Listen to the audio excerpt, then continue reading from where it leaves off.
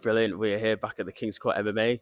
We are live at Washington, D.C. with the 2023 light heavyweight champion and the 2024 finalist, Impa Kasanganay. Impa, how are you doing today, brother? I'm great. How are you? I'm very good, very good. All the better to seeing you now. Thank you. Obviously, Josh Silveira, second time you fought him. How does that really feel to you? How was the emotions going into the semi-final that you took the belt from his grasp, obviously, last year, and now, obviously, you made sure that you cemented yourself as a finalist? Yeah, respect to Josh. He came to fight for sure. Fighting him again, it's I don't. I think when you fight, you become like a new creation, right? So it's like you kind of shed what you were before, and whoever you become is like something new. So I never saw it as fighting Josh again. I thought it like his name is Josh, but it's a new being. You remember when Kobe and Kanye had that commercial? It's like, are you the same animal but a different beast? Okay, Remember yeah. that? That's kind of how I see it. It's like his name is Josh, but he's a different beast, and he showed that. And I believe I showed that as well. And I still have a lot to improve it. Like I still have things that I'm still working on from the fight before, from the fights this season. And every time we're refining and getting better. My trainer, Dieter Navarro, I had Robbie Lau in the corner this time. I had Sean Soriano at Wint. Delano was there. I've had, Henry, everybody at the gym, Greg Jones, all the trainers, Nick Lenz, like they're all different parts of my life who are making me better, my team, my family. So you're not the same as you once were, like when I fought here in DC last year. So Yeah. I really respect Josh, and he brought it. And it's fun because not everybody gets to have that, what you call a war of a fight, but I'm healthy, I'm blessed, and I'm looking forward to the next one. Come on. And your story is inspirational in itself, obviously, from the UFC to now, obviously, on the cusp of being the two-time champion. Tell us really about how you stay motivated to achieve what you achieve. And also, I wanted to speak about, obviously, your time at Killcliff as well, with the likes of Jackson over there as well, and Big Swarms, Linton Fisell. Shout out to Linton as well. Big Swarm, yeah.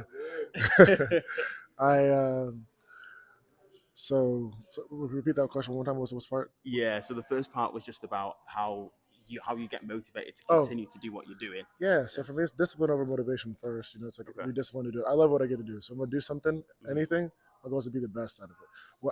What by my standard, and what the standard is always going to be raised. Like, if I come to a press conference, I'm not going to come in sweats. I want to come the best dressed that I could be. I'm not saying everybody's style is the same, so I'm not like comparing anybody, but I always want to make sure that whenever I do anything, like I want to go all the way in. And I have a great team around me. Like, you have Joanna here, you have people back home, Ryan, you have everybody, Joe, like he'll be here tomorrow, my family. Like, I always am motivated by that because I have people around me that we all work together. But what really drives me, I say, honor God, do my job, I miss my ministry. The day that I get married, like I'm single, but the day that I get married, I want my future wife and kids to know and be proud. And then like my future kids, I want them to see like, wow, like that was a champion in his life. I'm not saying they ever have to fight, but I want them to be people who like whatever they do in life, they keep raising the standard too. And even watching the press conference today was really cool and an honor to be here from the side of like the viewer, because that for me was like I don't know. Lately, I feel like even like being a champion, businesses, we had the grand of the gym. Like, I don't think my goals have been high enough, and I'm like challenging myself. Like, how can I do better? And like I need to do better. So that's like driving me. Like, I need to be better. I need to be better. So that's what inspires me. That's what motivates me. Like, motivation is great, but I don't need it. But it's just like I need that thing to like be the best at what I do in all things. So, this year when I get that second title, that'll be the third title fight within a year. Yeah. I won the Johnny Evelyn fight, so I say it's like 2 titles, 3 titles within a year, and then next year, the super fight again. So take that person out. Maybe if it's Johnny, if it's Fabian Edwards, if it's Corey Anderson, if it's Joel, I don't know how like this whole thing's gonna go, and then like whoever I fight, but I know I'm gonna be ready when my name is called. Go into a third season, go into super fights. We'll see what's the best. But it's like I want to do something that's never been done before, then really solidify myself as the best to ever do it. And when you push yourself, when you challenge yourself, that's what gets me going. I literally go to bed like giving everything I have, and I wake up in the morning like stoked and like ready just to get after the day, because I'm really living my life like I said. I'm living my life on vacation. I get paid for it, but I also live my life like walking and answering prayers. So I just there's nothing else I'd really rather be doing besides fighting and spending time with people that I love, Come on, love that. And we know that you're a man of faith. We're both men of faith as well. Moment in time, what's your favorite gospel song? Oh, why did you ask a question like that? That's my favorite. That's a good one.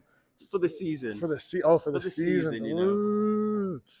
What have I listened to a lot lately? I've been listening to so Maverick City music. Yes. They have a really good song called God Problems, and I've been on that one.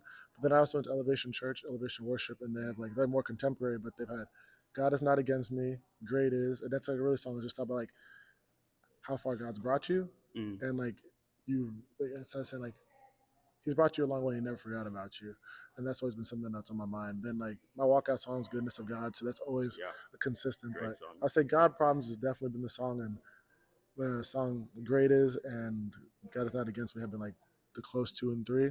But God Problems by Maverick City Music has been like that consistent one. Come on.